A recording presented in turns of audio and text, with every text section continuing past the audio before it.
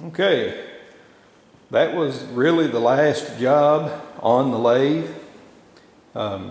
The pinstriping is finished. The belt has been switched from a laced rubber belt over to a leather belt, and that leather belt has been laced with the old-fashioned gut lacing. I'll show you that just in a minute. I thought I'd give a quick overview of the finished machine here. And here is the leather belt.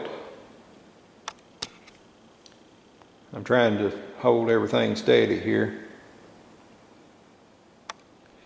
There's the lacing. Now that's a old-fashioned gut style lace.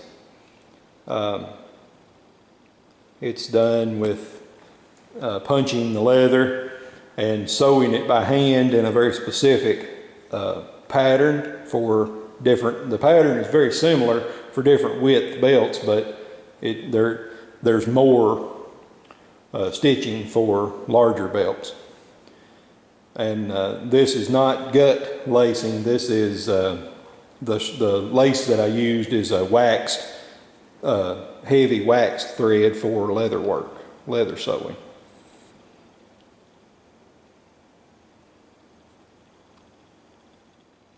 Okay, so from here you can see the flywheel pulley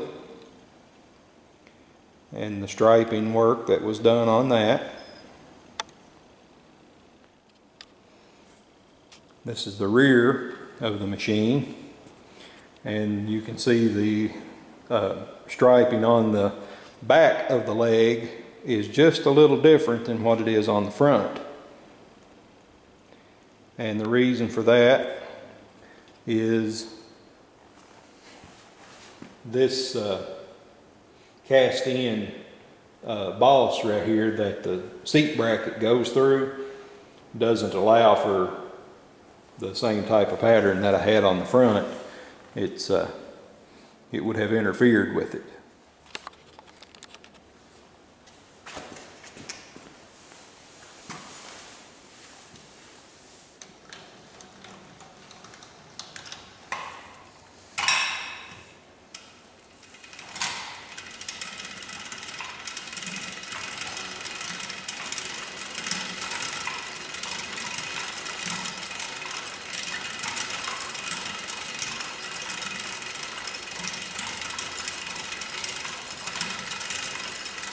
The carriage is feeding toward the faceplate right now.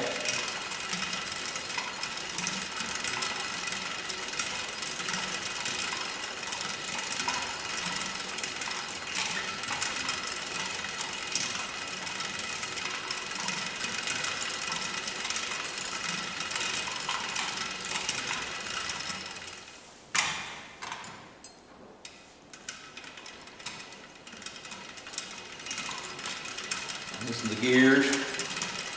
Right now it's set up for, not for threading, but for feeding.